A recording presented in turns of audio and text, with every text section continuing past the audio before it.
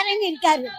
விஜய் வந்துட்டான் பாரு, இவருக்கு லேசா இல்ல, உச்சந்தல இருந்து உள்ளங்கால் வரைக்கும் நடுங்குறாரு.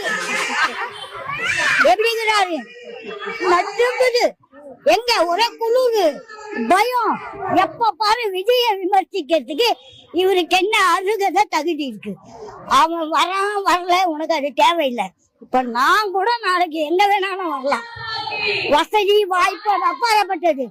எனக்கு ஒரு இந்த 3 பேர் நீங்க ஓட்டு போட மாட்டீங்களா? பார்ட்டிக்கு போடுவீங்களா போட மாட்டீங்களா? அவன் அத மாதிரி வரான். உங்க அப்பா முட்டுடா, உங்க சின்னவங்க, உங்க பெரியவங்க, உங்க ஜாதி ஜனம் அவங்களுடைய துட்டா கொடுக்க போறேன். அவன் திறமை என்னால முடியும்ன்றான். முடியாதுன்றதுக்கு நீ யாரு? முடியாத நீயே டெய் அடிச்சுன்னு கலர் அடிச்சுன்னு மேக்கப் பண்ணின்னு அப்படி வந்து நிக்கிற. இதெல்லாம் யார் வீட்டு பணம்? இது யார் கொடுத்தது? மக்கள் எல்லாம் இதான உண்மை. விஜய நீ ஏன் விமர்சிக்கிற? திறமையா ஒரு புள்ள வருது, அதே உன் வீட்டு புள்ள வந்தா கூட ஒரு திறமை தானே. விஜய பார்த்து இவனுக்கு ஒரே சலசலப்பு, கிளுகிழுப்பு.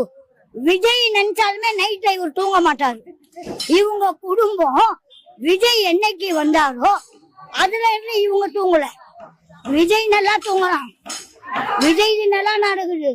அவர் ஆர்ப்பாட்டத்துல 51 குறுக்கிதான். நீயே குறுக்க பிறந்தவன், நீ நெடுக்க பிறந்து இருந்தா இத்தனை கேஸ் போட மாட்டேன். அவனுக்கு 1.5 கோடி கேஸ் போட்டியே, அவன் 1.5 கோடி கட்ட தயார்.